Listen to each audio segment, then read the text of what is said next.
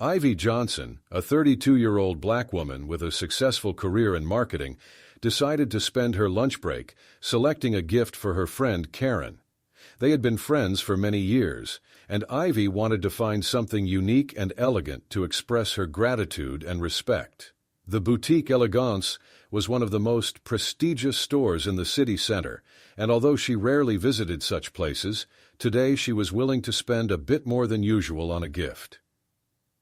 Crossing the store's threshold, Ivy immediately felt the change in atmosphere. The floors were laid with expensive marble that sparkled under the soft glow of crystal chandeliers. The air was filled with a subtle, barely noticeable scent of exclusive perfumes. Everything here hinted at luxury, at a place crafted for people with a certain status and lifestyle. Ivy felt a bit uncomfortable. She always tried to remain modest and not stand out, preferring more accessible stores. But today, she decided that Karen deserved something truly special. Ivy carefully examined the jewelry counters. Displayed in the cases were delicate necklaces, rings, and bracelets, each piece seemingly telling its own story. She walked from one display to another, trying to imagine how each piece would look on her friend. At that moment, she was immersed in her thoughts and didn't notice that she was being closely observed. At a distance stood Charlotte Mills, the store manager, a woman with a cold and stern expression, her blonde hair perfectly styled in a bun. Her sharp and discerning gaze always caught even the smallest details, which helped her maintain order in the store. Charlotte was convinced that her role was not only to assist customers, but also to protect the image of boutique elegance. She was uncompromising in her views and adhered to strict rules, often based on her own intuitions and biases, never questioning them. When she saw Ivy, her face involuntarily tensed.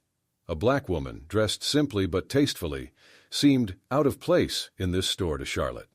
Despite Ivy's neat appearance and appropriate attire, Charlotte felt an involuntary suspicion. Perhaps her own prejudices played a role, or perhaps it was a deep-seated belief that her intuition was always right. Charlotte continued watching Ivy, barely taking her eyes off her.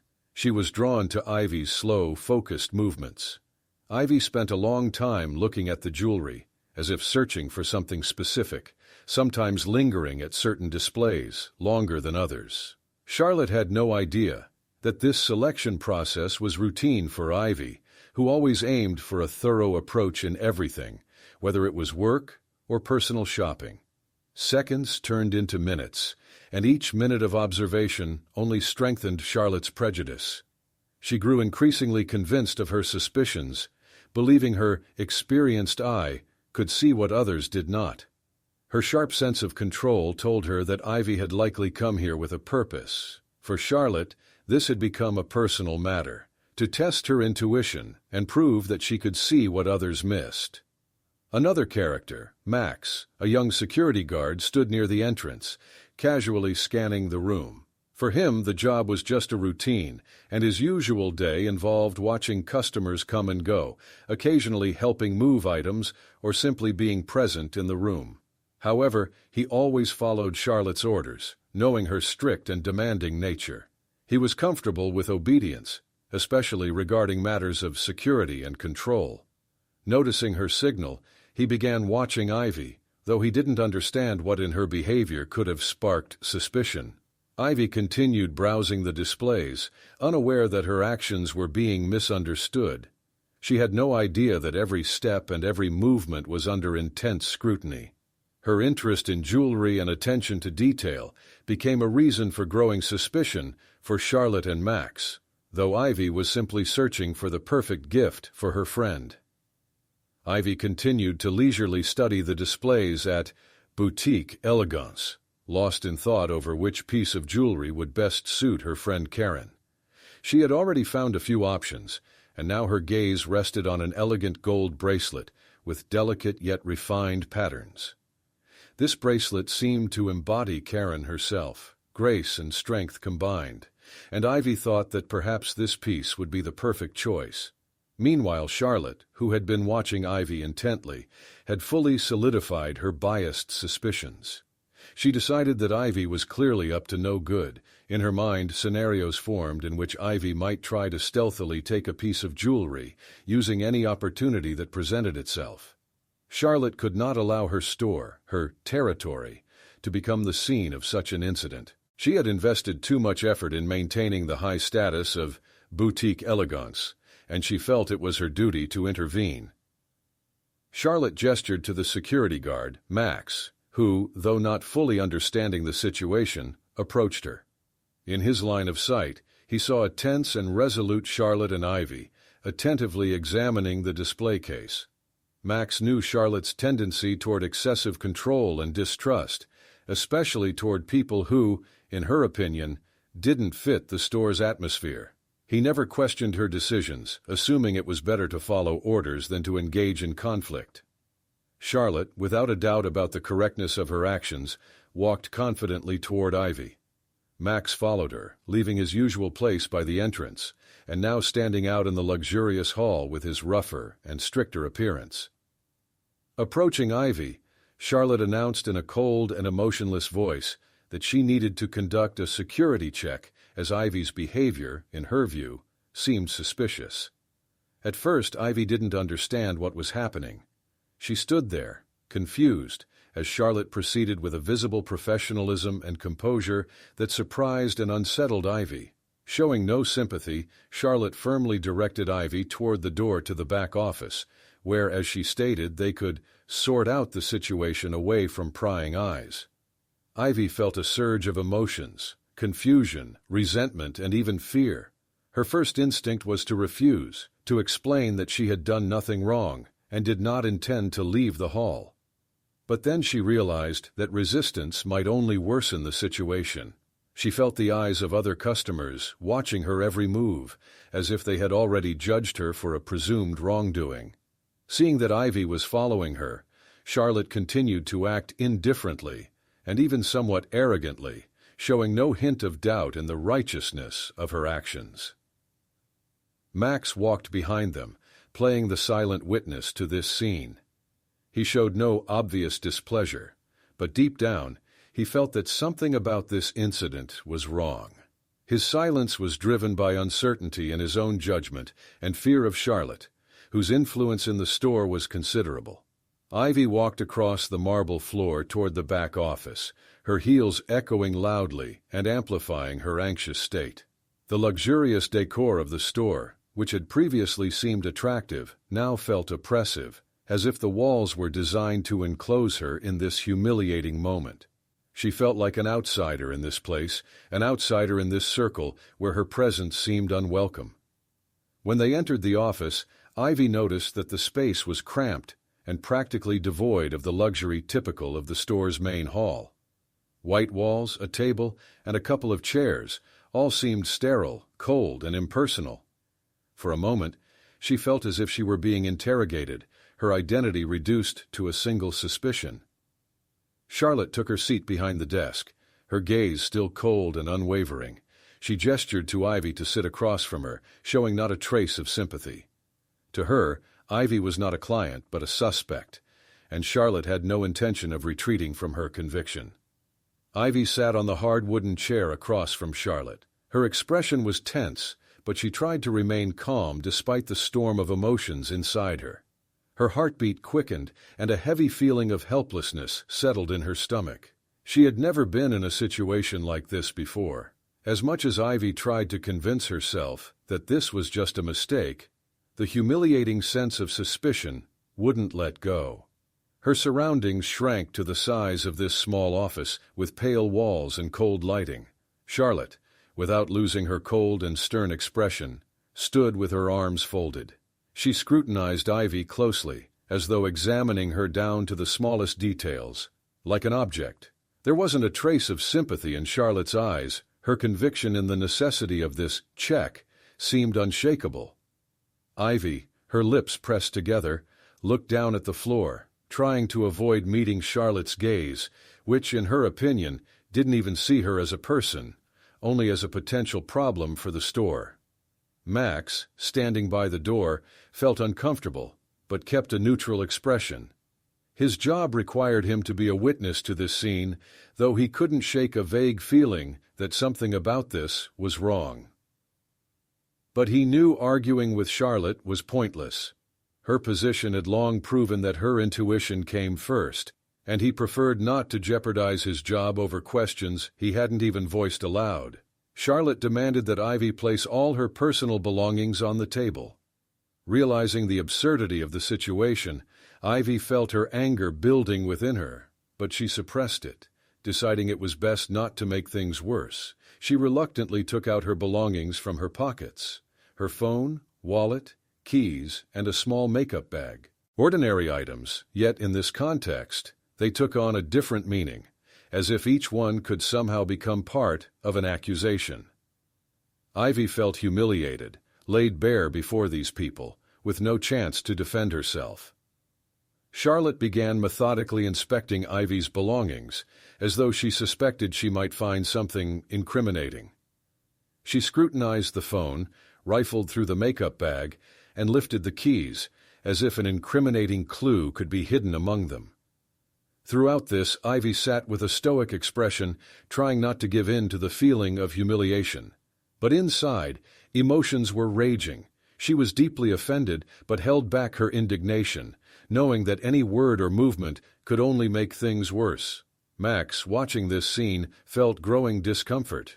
He could see that Ivy's behavior was not suspicious, and deep down, he was troubled by the humiliation unfolding before him.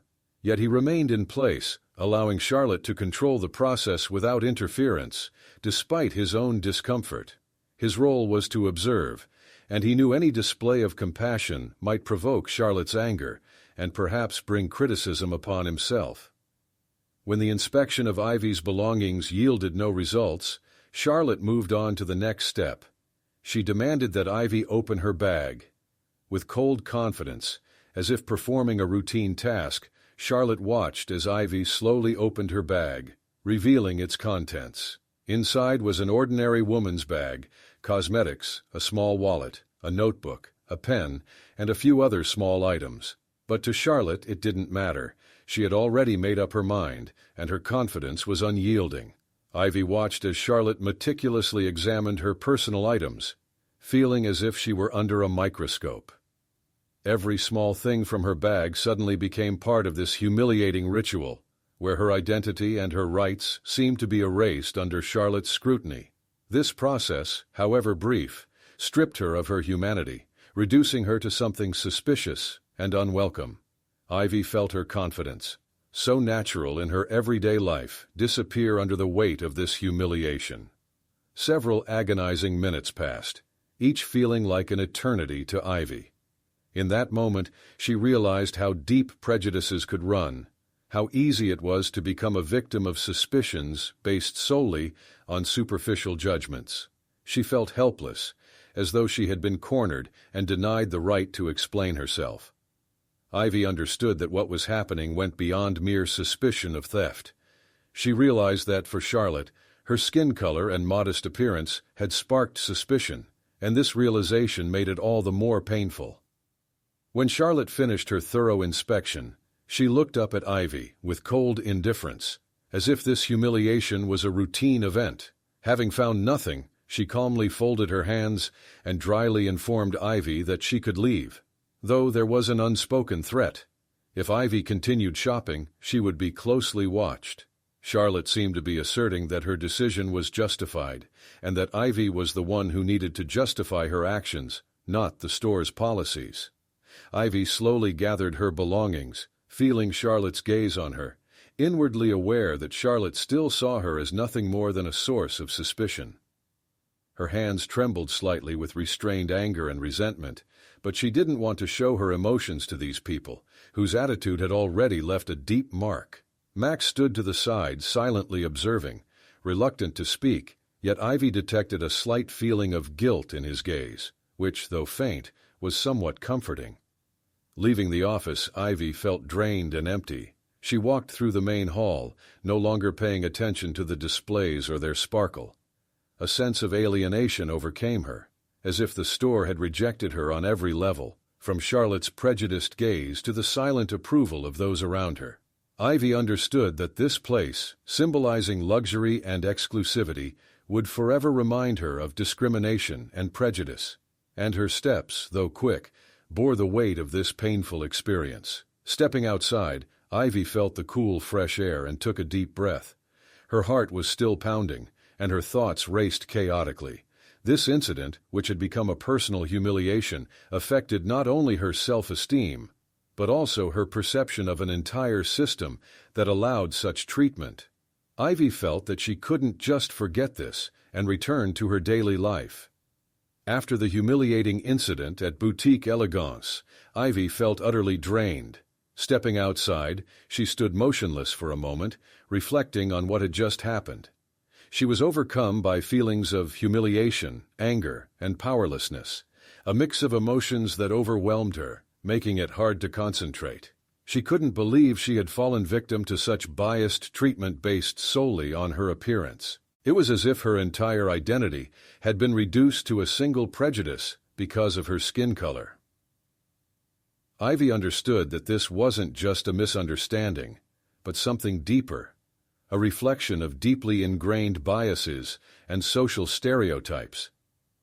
On her way home, Ivy decided to call her friend Karen, someone she could always trust. Karen was not just a friend, but also a lawyer specializing in civil rights and social justice. She knew Karen was someone who wouldn't tolerate injustice and was always ready to fight for others' rights. Ivy hoped that talking to her would help her sort through her feelings and, perhaps, understand how she should proceed. When Ivy arrived home, Karen was already waiting for her at the door. Karen was a woman with a strong character and unbreakable will, and her presence always brought a sense of support and confidence. Her calm and attentive expression immediately signaled to Ivy that she was ready to listen without interruption, as she always did. Ivy sat down on the couch and told Karen everything in minute detail. Her words were filled with the pain and resentment she still felt. She spoke of Charlotte's gaze, the cold, almost inhumane attitude, and how her belongings were rummaged through and inspected as if she were a suspect. Karen listened silently, nodding without interrupting Ivy's account, but her expression made it clear that she was already formulating a plan of action.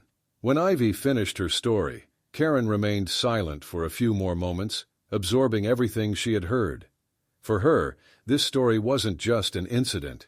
She saw it as a blatant example of racial prejudice, the kind her clients and acquaintances faced in various forms. Ivy was no exception. Karen understood that for her, this was a personal insult, something that struck at her very essence. Karen began by gently expressing sympathy for her friend, assuring Ivy that she completely understood her pain and anger. She knew how difficult it was to be humiliated in such a way and to feel judged solely for one's appearance. Then, as a lawyer, Karen moved on to a more concrete and practical discussion. Her face remained serious, and she spoke with a firmness that underscored her belief that this situation should not be ignored. Karen explained to Ivy that this case could and should be filed as a complaint against the store for discrimination. She stressed that in such situations, it was necessary to act decisively and stand up for one's rights, so that incidents like this wouldn't happen again. Karen outlined the various legal actions Ivy could take and the possible consequences for the store. She understood that such incidents were not isolated, and as a lawyer, she saw systemic problems in situations where store management and staff felt they had the unspoken authority to decide who was worthy of being a customer and who was not. Initially, Ivy hesitated, wondering if she should pursue such serious proceedings. The thought of reliving those emotions and memories she was trying to leave behind frightened her. She was certain the process would not be easy.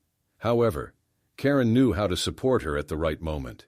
She reminded Ivy that, by standing up to this injustice, she was not only defending herself, but also supporting others who might find themselves in similar situations.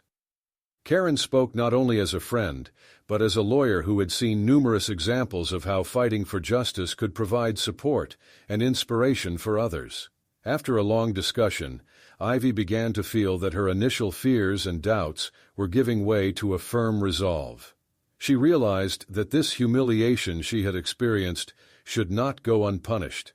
Her anger, initially suppressed, was now transforming into a determination to stand up for her rights.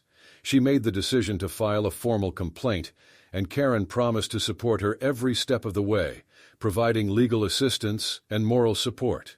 That evening, Ivy and Karen sat down at the kitchen table, and Karen began helping her draft the formal complaint.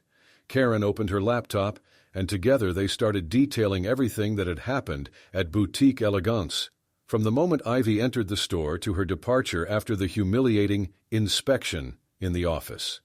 Karen insisted that Ivy recount everything with maximum precision, including her feelings and the reactions of those around her. Each word in the complaint reminded Ivy of the humiliation she had experienced, but now she no longer felt helpless. She found the strength to put her emotions on paper and turn them into a statement of injustice. Karen's support gave her words confidence and strength she wouldn't have been able to express on her own. When the draft of the complaint was nearly complete, Karen suggested including a request for an investigation from Boutique Elegance management. She explained that such steps could serve as a basis for further action if management attempted to ignore the complaint.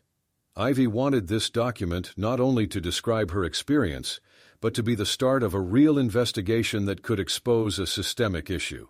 After completing the draft, Karen advised Ivy to also turn to social media. Karen explained that stories like this could gain public attention, which often influences companies that want to protect their reputation. For Ivy, this was a difficult decision, as she wasn't accustomed to openly sharing her private life. But Karen assured her that if she chose to make her story public, it would not only help her, but could inspire others to stand up for their rights. This idea stirred complex emotions in Ivy. On one hand, the thought of sharing her story with the world was frightening, but on the other, she wanted to do something meaningful that could change attitudes toward such incidents. She understood that her experience might not be unique, and that many others might have faced similar prejudices in similar circumstances. Ivy began to see her experience not just as a personal ordeal, but as an important social issue that required awareness and change. When they finished, Ivy felt a wave of relief wash over her, as if the weight of recent events had become lighter. She knew that a long and possibly difficult journey lay ahead, but Karen's support gave her strength. Together, they made a plan. Karen would send the official complaint on Ivy's behalf to Boutique Elegance's legal department, and then they would await a response to decide their next steps. Karen left Ivy's home late that evening, leaving her friend with a clear plan and a sense of confidence. Ivy sat alone in her quiet apartment, where she once again felt safe. She sensed that her life would never be the same, but this no longer frightened her as it once had. On the contrary, it empowered her.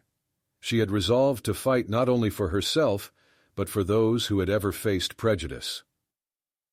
That night, Ivy struggled to sleep. Her thoughts kept returning to the events at the store, to Charlotte's severe gaze, to the humiliation she endured in the office. But now these were no longer just painful memories. They had become the foundation for her future fight. She realized that she no longer wanted to remain a victim of prejudice and discrimination. She would fight for respect and equality. A new chapter in her life had begun, one where she would have to be strong, fight, and defend her rights. The next day, gathering all her resolve, Ivy went back to Boutique Elegance with Karen. She didn't want to return to the place where she'd been treated so unfairly and humiliated, but Karen's presence gave her confidence. Ivy knew that she was no longer alone in this fight. Now she had someone willing to defend her rights and demand justice. As they entered the store, Ivy felt the familiar tension.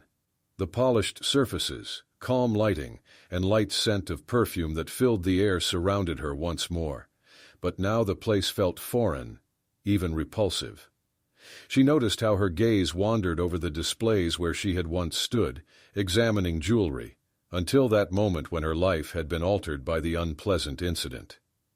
At that moment, Max, the guard who had witnessed the humiliating scene in Charlotte's office, noticed them. When he saw Ivy, a look of realization and embarrassment crossed his face. Max, who had strictly followed Charlotte's orders last time, now looked uncertain as he saw Ivy with her attorney. He hesitated, awkwardly shifting his weight from one foot to the other, as if unsure whether to intervene again or stay out of it. Karen, noticing his hesitation, headed confidently toward the counter where Charlotte was standing. When she saw Ivy with an attorney, Charlotte's expression changed instantly. Her normally composed and confident face now looked guarded, with a flicker of surprise and anxiety in her eyes. She understood that Ivy's appearance with a lawyer was no coincidence, and now she would have to answer for her actions.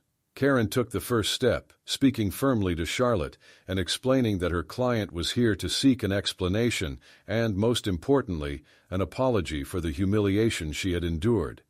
She stated that Ivy had every right to meet with the store's management to discuss what had happened and to receive assurances that such treatment of customers would not happen again. Charlotte, who was used to maintaining control, now felt the power slipping from her hands. The attorney's presence held her accountable for her actions, and she realized she could no longer ignore or downplay the incident. An awkward pause stretched on as Charlotte pondered what to do next. Tension was written across her face. She clearly didn't want to take any definitive action and hoped to avoid a public discussion of the incident. But Karen, seeing her hesitation, added that they were prepared to pursue the matter legally if necessary, but would prefer to resolve it amicably, simply receiving the explanation and apology her client deserved. Understanding she had no choice, Charlotte reluctantly agreed to arrange a meeting. She called for the manager, the store's owner, a man Ivy had never seen before. Soon, a middle-aged man with a composed and stern face entered the room. His name was William Carter, and he had managed the store for many years. Karen introduced herself, explaining that she represented Ivy's interests and that they were here to discuss the unacceptable behavior her client had encountered. William listened attentively as Karen and Ivy recounted everything that had happened that day. Ivy felt tense, but looking at Karen, she felt her confidence growing. She described everything, from the moment she entered the store to being forced into the office and having her belongings inspected. This time, she was ready to speak openly about her feelings, how humiliated and oppressed she had felt. Her words were firm, tinged with anger, but also with dignity. Karen, watching William's reaction closely, insisted that the staff's behavior was unjustified and biased. She explained that Ivy had come as an ordinary customer to buy a gift, yet was met with suspicion based solely on her appearance. She pointed out that the actions of Charlotte and Max were not merely a formality or a standard security check, but clearly went beyond acceptable limits. William looked concerned. He realized that this matter could become a serious issue for the store's reputation. Seeing Karen's determination and knowing that her client was ready to take things to the end, he understood that simple excuses wouldn't be enough. His expression showed an awareness that the incident could no longer be quietly swept under the rug. After a long pause, William quietly but firmly apologized to Ivy for the distress she had endured. However, Karen wasn't content with a simple apology. She continued to insist that the management of Boutique Elegance not only apologize, but also take concrete steps to prevent similar incidents in the future. Karen demanded that the store commit to implementing tolerance training and educating staff on proper customer relations. Concluding the discussion, Karen informed William that their future actions depended on his response. They expected a clear action plan and were only willing to discuss possible measures if the store demonstrated a genuine commitment to change. Upon leaving, Ivy felt a sense of relief. Her voice had been heard, and now she had real support. She knew she had done everything possible to defend her rights, and her conviction that she had acted rightly only grew stronger. While waiting for the meeting with the owner of Boutique Elegance, Ivy and Karen sat in the lobby, surrounded by the elegant, almost sterile atmosphere of the store. The soft murmur of light music, the faint scent of perfume, and the indifferent glances from the staff added to the sense of alienation and even hostility, especially for Ivy, who had to confront this place once again. Despite Karen's reassuring presence, a storm of emotions brewed inside Ivy: fear, anger, disappointment, but also a fierce determination to seek justice. She didn't know how the meeting would go or how management would react, but she knew one thing: this was her chance to change things. At some point, her gaze was drawn to Max, the guard who, on the previous occasion, had silently followed Charlotte's orders and witnessed the humiliating search of her belongings. He stood nearby, his face expressing something Ivy couldn't quite decipher.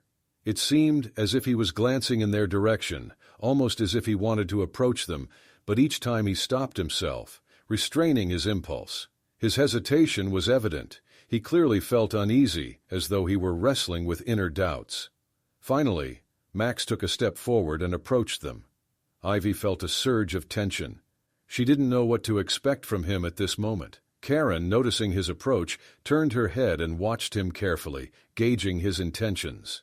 Max, despite his usually stern manner, looked embarrassed, and it seemed that the words were stuck in his throat.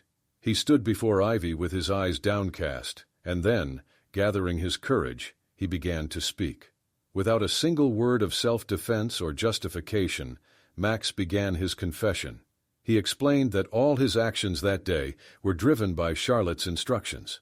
The guard admitted that he had felt extremely uncomfortable when forced to watch Ivy and be present as her personal belongings were searched in such a humiliating way. He knew that the suspicions were baseless, that Ivy had done nothing to warrant such scrutiny from management. But the fear of losing his job and the consequences that might follow if he refused to obey orders had held him back from resisting. Max mentioned that he had worked under Charlotte's supervision for many years and knew her tendency to dominate, with her orders essentially going unquestioned. Anyone who dared to challenge her risked falling out of favor and possibly losing their job.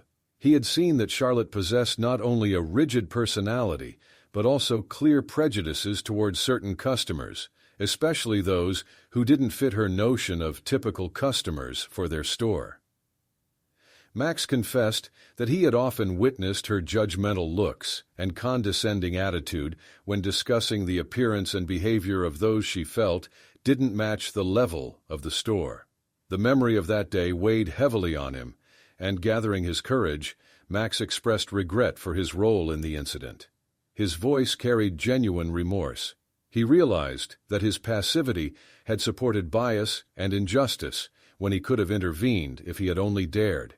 He understood that he had made a serious mistake, and now, seeing Ivy with an attorney, he felt an even deeper shame for his actions. Karen listened to him closely, recognizing that his confession could become a crucial part of their case.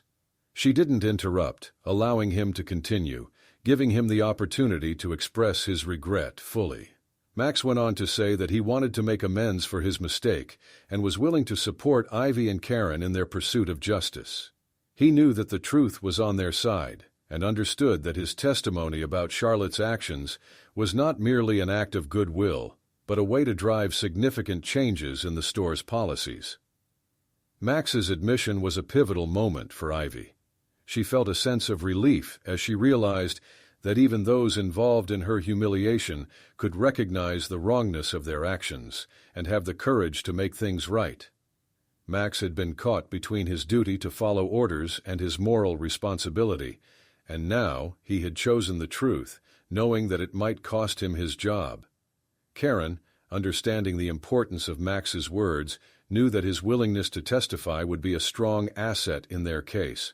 Now they had not just an impartial witness, but someone who had been directly involved, confirming that Charlotte's actions were baseless and rooted in personal biases. Max still looked distraught, but there was a sense of relief in his face, as if a weight had been lifted from him now that he had finally shared everything he had carried inside for so long. When Max left, Ivy felt that her fight had taken on even greater significance. Her story was no longer just personal, it was now part of a larger picture, showing how prejudice and fear could impact people's lives.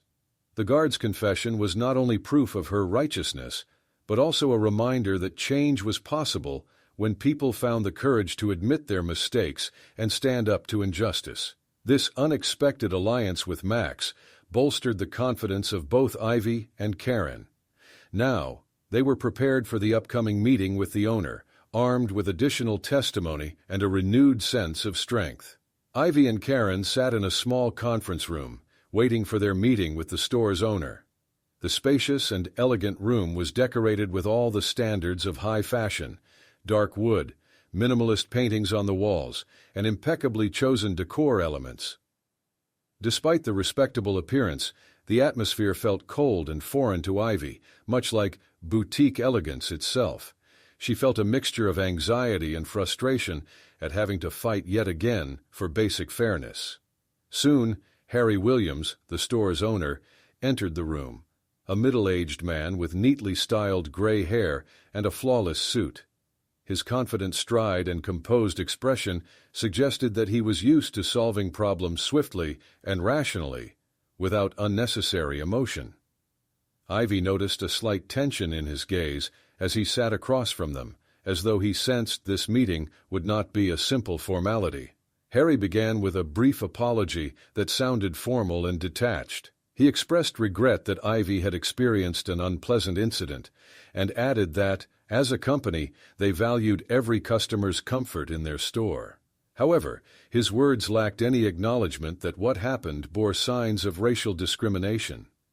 Harry used vague language, avoiding any direct phrasing that might imply bias toward Ivy. After the formal apology, Harry offered compensation for the emotional distress. The amount was substantial, and he mentioned that it was a goodwill gesture from the store. His tone suggested a desire to quickly settle the matter, restore Boutique Elegance's reputation, and avoid further publicity. Harry acted as though the problem was an isolated incident that didn't warrant any changes to the store's policies. Karen immediately recognized his approach and wasn't about to let him bury the issue. Calmly but firmly, she pointed out that compensation did not address the core problem. Ivy had been unjustly accused and humiliated not by chance, but due to the staff's biases, and such cases should not be ignored. Karen reminded Harry that the issue ran deeper, and that the approach to customer service needed reevaluation. Karen emphasized the need for mandatory training for all employees to prevent discrimination and teach proper customer relations. She insisted that such measures could help prevent similar incidents in the future. Karen spoke with confidence and professionalism, underscoring that this was an opportunity for Boutique Elegance to demonstrate itself as a responsible and forward-thinking company that values its customers and their rights. Although Harry listened to her proposals, he remained firm in his stance. He tried to avoid acknowledging that their policies needed changes. It was clear that he found the idea of training and altering internal standards excessive. He explained that the store had always maintained a high standard of service, asserting that Ivy's incident was more of an isolated case than a reflection of a broader issue. Nonetheless, Karen was unwavering. She reminded Harry that, given the public attention this situation was garnering, his attempt to settle it with mere compensation appeared unconvincing. Ivy's story had already gained support on social media and local news, and Karen knew this could harm the store's reputation. Ivy had received support from numerous people, and Karen made it clear to Harry that failing to make real changes could impact customer loyalty. Under the weight of Karen's arguments and recognizing the potential reputational risks, Harry looked increasingly tense. Finally, after a long pause, he expressed willingness to take Ivy and Karen's proposals more seriously. Despite his reserved tone, it was evident that his decision was driven less by an acknowledgement of wrongdoing and more by concern for his business's future. Harry agreed to implement internal training and review customer interaction policies, promising to take steps toward fostering tolerance and respect for every visitor. For Ivy, this was an important victory. She saw that her efforts had not been in vain, and that her story, albeit reluctantly, had made the store owner consider the need for change. Though it was only a promise, she felt that she had taken a first step toward altering a system that allowed bias and discrimination to persist. Ivy's story, which initially felt personal and even somewhat humiliating, soon gained unprecedented public attention. Within days, her account of the incident at Boutique Elegance spread across social media, drawing interest first from friends and acquaintances, then from people Ivy had never met. Posts about her experience gathered thousands of comments, and more people began sharing their own encounters with bias and discrimination. Ivy was stunned.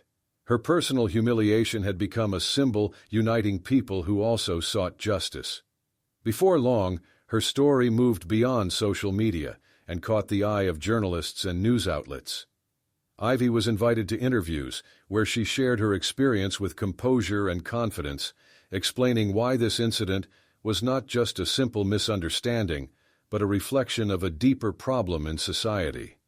She understood that her voice could now help not only herself, but also others who had faced bias.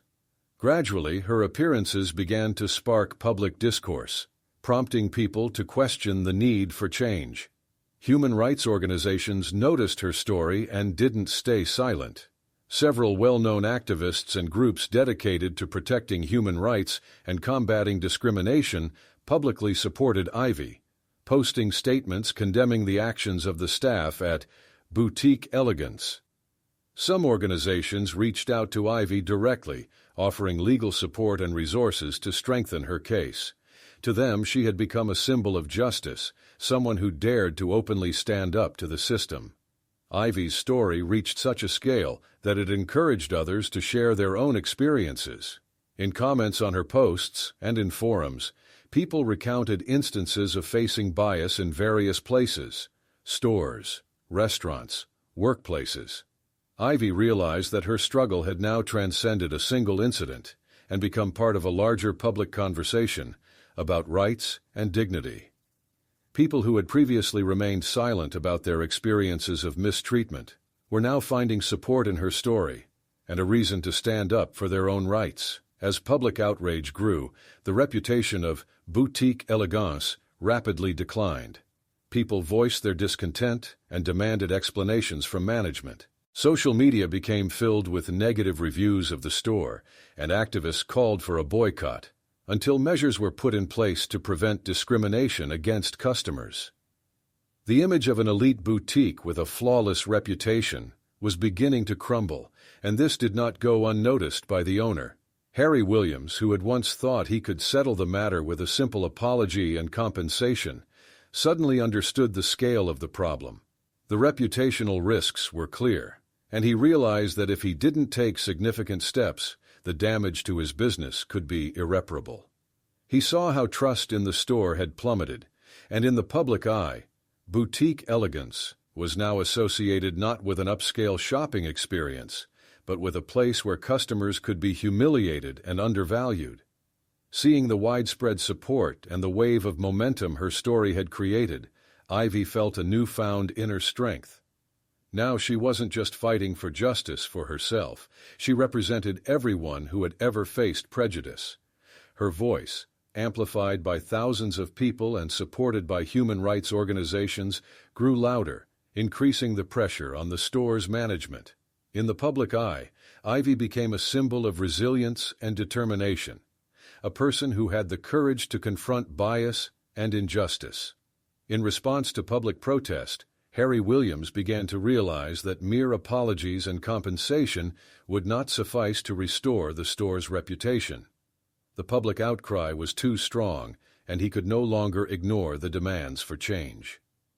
Under this pressure, Harry began considering more serious measures to improve the company's image, including mandatory training for employees, revising the store's customer service policies, and creating an open channel for submitting complaints. Aware that her fight was gaining significance, Ivy had no intention of stopping. With the support of activists and human rights organizations, she strengthened her position and continued to call for justice and change. Now she saw that her story could become part of a larger movement for equal rights and respect for all. The path was challenging, but Ivy felt that each step was worthwhile, and her resolve to make the world a bit fairer only grew stronger. Ivy's story and her fight for justice gained national resonance. The media continued publishing articles about her case, and the support on social media didn't wane. Boutique elegance, once embodying the image of an elegant and exclusive store, had now become a symbol of corporate bias and discrimination, something people were unwilling to tolerate. The call for change was unmistakable, and Ivy, unexpectedly, had become a leader of this movement. Under intense public pressure, Harry Williams was forced to take action. He organized an emergency meeting with his management team and legal advisors to discuss a new strategy for restoring boutique elegance's reputation. His advisors urged him not only to take visible steps to correct the mistake, but to create a precedent that would demonstrate the company's commitment to equality and respect. The meeting concluded with a decision to implement substantial changes that would serve as both a redress for the incident and a symbol of the company's willingness to learn and transform. Shortly afterward, Harry Williams publicly announced a new program aimed at preventing discrimination and training employees in fair customer relations. He held a press conference where he acknowledged for the first time that Ivy's case had exposed significant flaws in the store's policy. He ended his statement by pledging that the company would change its approach to customer interactions, beginning with mandatory staff training and implementing a new complaint handling system to allow customers to share their concerns without fear. For Ivy, watching this transformation unfold, it was a moment of justice. Her efforts had led to real changes, affirming that her fight had not been in vain. Ivy had become a symbol of change, inspiring others to stand up for their rights. Soon, she received several offers from human rights organizations interested in collaborating with her to support other victims of discrimination. She saw that her story had resonated and benefited not only herself, but others as well. Ivy accepted one of these offers and joined a team of activists dedicated to combating discrimination. She decided to use her experience and story as a platform to help others. As an advocate, she actively participated in discussions, met with people, shared her experiences, and inspired them to defend their rights. Now her voice was louder, and her influence spread to more people seeking justice and respect. For Harry and his company, the changes were challenging. Boutique elegance's reputation had suffered greatly, and they had to not only regain customer trust, but also completely rethink their management approach. The store temporarily closed to review its policies, retrain staff, and create new standards of service that aligned with modern requirements for respectful and equal treatment. Despite the hardship she had endured, Ivy harbored no desire for revenge. Her goal had been achieved, the system had been shaken, and change was now a reality. This story left a profound impact on Ivy's life.